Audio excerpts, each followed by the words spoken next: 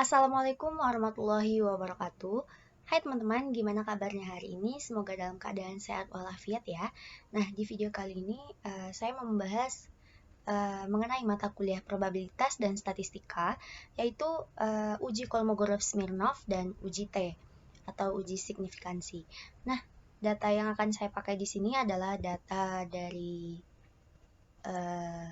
penelitian salah satu mahasiswa di Universitas Negeri Semarang, yaitu mengenai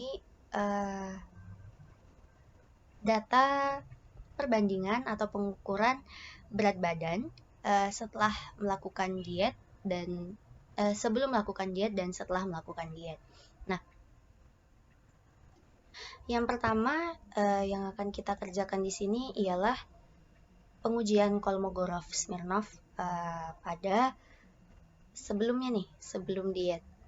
Di sini sudah saya salin data-datanya. Nah, langsung saja kita masuk ke pengerjaan yang pertama, yaitu F-cum-nya. F kumulatif ini kita dapat dari nilai yang sama ya, seperti datanya. Jadi tinggal kita salin, 1, 2, kemudian kita tarik. Nah, sebelum kita mengerjakan ini, kita akan mencari rata-rata dan standar deviasinya. Untuk mencari rata-rata, rumusnya adalah average. Lalu kita tarik data yang pertama hingga terakhir. Nah, kemudian untuk standar deviasi itu kita pakai stdef. Kemudian kita tarik data pertama hingga terakhir. Sebentar. Oh, ini ada minusnya ya. Kita pakai yang tidak ada minus.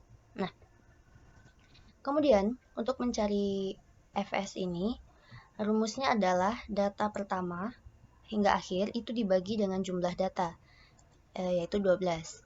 Jadi kita bagi sama dengan, kita bagi dengan data ini, kita kunci dengan function F4. Lalu kita tarik. Nah, selanjutnya kita akan mencari z-score-nya. Rumusnya yaitu sama dengan kurung nilai dari pretestnya atau sebelum dietnya, kita kurangi dengan rata-ratanya, kita ikat dengan menekan F4 atau function plus F4, atau kita bisa ketik manual dengan menambahkan $, lalu kita bagi dengan standar deviasinya, kita ikat juga, enter. Nah, kemudian kita tarik hingga akhir. Nah, selanjutnya untuk mencari ftz1 ini, rumusnya adalah sama dengan norm this yang ini dari data ini.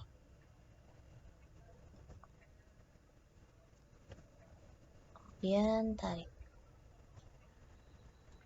Lalu untuk mencari yang terakhir itu rumusnya adalah absolut dari data fs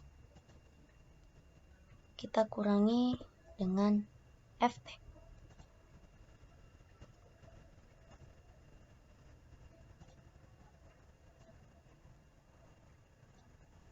Dan kita tarik. Lalu ini rumusnya adalah sama dengan max. Kita cari nilai maksimalnya dari seluruh data ini. Nah, kemudian di sini hipotesisnya adalah H0, yaitu data yang berdistribusi normal, dan H1 data tidak berdistribusi normal. Syarat untuk data itu berdistribusi normal adalah jika nilai dihitung ini kecil dari nilai K-tabel. Nah, nilai K-tabel ini kita dapat dari tabel ini, pengujian tabel nilai kritis uji Kolmogorov-Smirnov. Kita pakai yang alfa 0,05. Nah, data kita tadi 12. karena kita menguji pretest, jadi kita bebaskan 1. Kita ambil dari yang 11, yaitu 0,391. Nah, kemudian kita tulis di sini untuk nilai D-nya adalah 0,1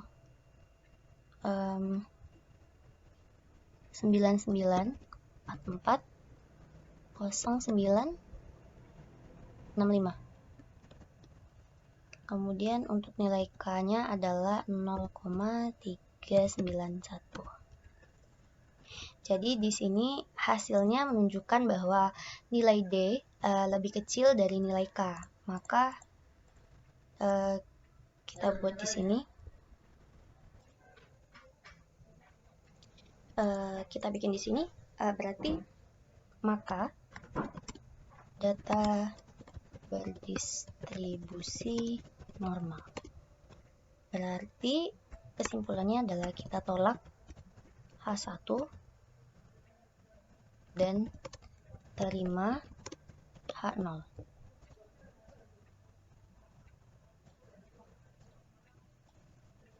Sebentar, saya highlight dulu.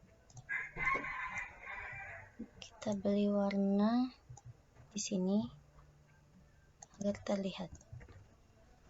Nah,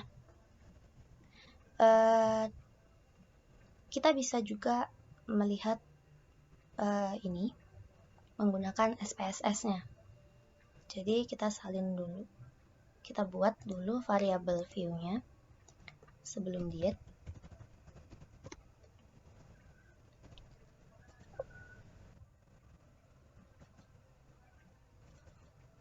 Sebelum, sesudah. Nah, di sini kita beri label sebelum diet, sesudah diet.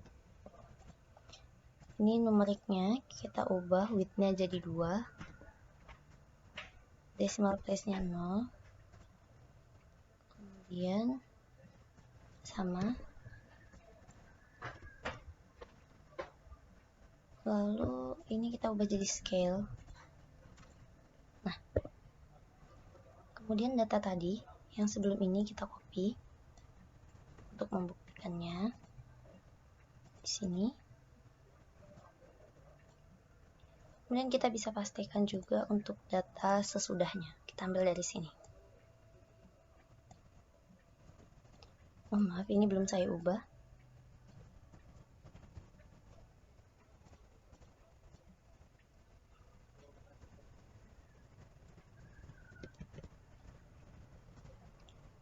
Kemudian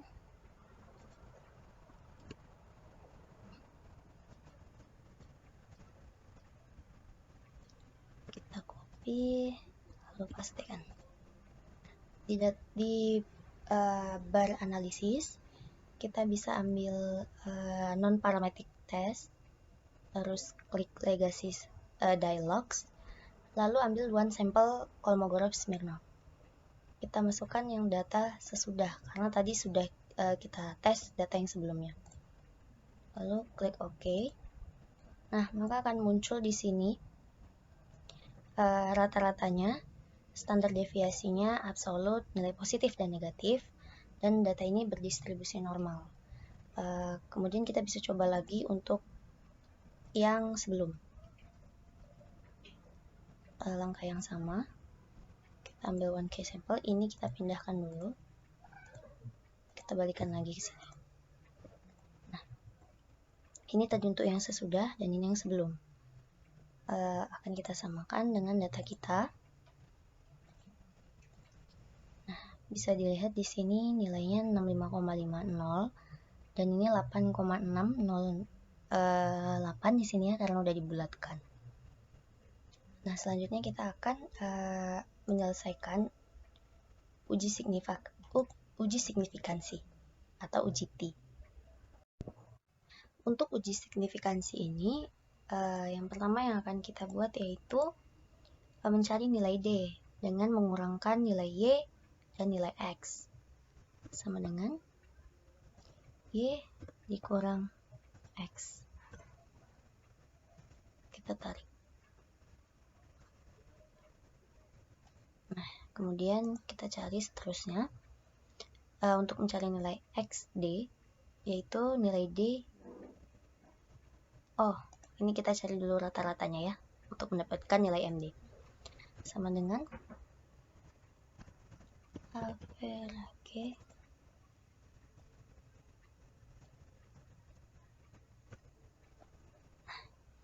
lalu sama dengan nilai D, kita kurangi dengan nilai MD, kita ikat dengan F4, kemudian tarik. Lalu kita cari jumlah dari ini data XD dengan sama dengan sum, sorot semua data. Nah, lalu kita cari nilai XD kuadrat sama dengan nilai ini pangkat 2. Terus kita tarik hingga bawah. Nah, selanjutnya ini kita totalkan lagi. Kita tarik datanya. Nah, jadi untuk T hitungnya, setelah data ini semua selesai, kita cari T hitungnya. Untuk rumus T hitung itu sama dengan MD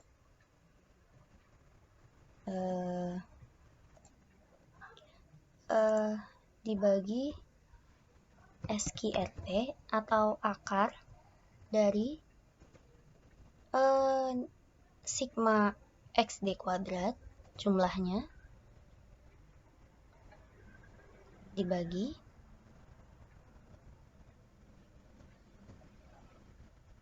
N atau jumlah data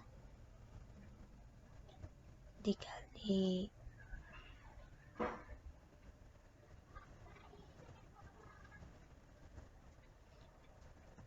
N dikurang 1,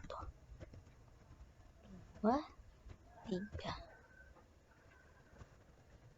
Nah, jadi untuk nilai T hitungnya adalah min 1,3932611. Kita juga bisa cari di Excel ini menggunakan data pada tab data analyze. Kita cari di sini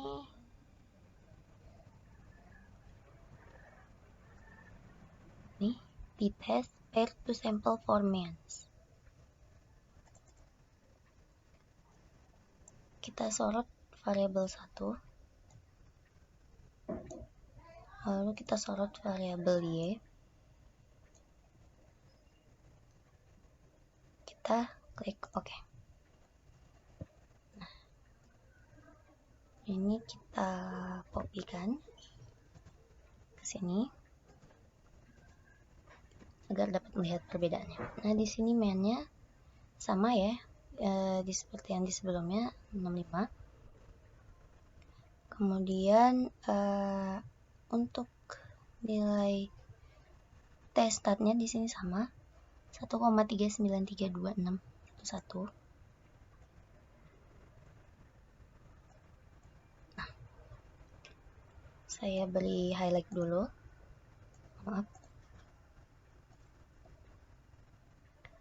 Nah, dan untuk nilai yang lainnya juga sama. Jadi kesimpulannya adalah di sini kan sudah dibilang terima H0 apabila T besar dari T hitung besar dari T tabel. Terima H1 apabila T hitung besar dari T tabel. Nah, di sini kan T hitung kecil dari T tabel. Jadi perubahannya itu tidak terlalu signifikan, sehingga kita bisa bikin di sini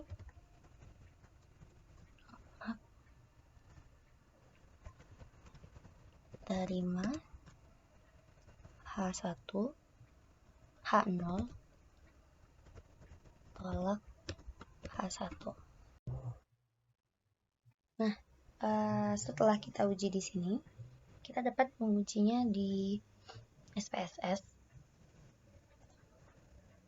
Ini kita klik analyze, kemudian ambil compare means, kita ambil yang paired sample t-test.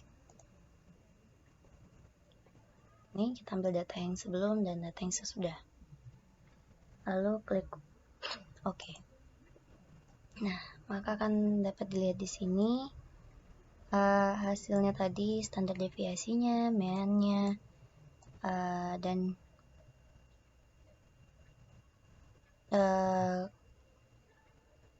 perbedaan dari datanya itu. Nah, baiklah, sekian yang dapat saya sampaikan. Apabila ada kesalahan saya mohon maaf. Saya akhiri. Assalamualaikum warahmatullahi wabarakatuh.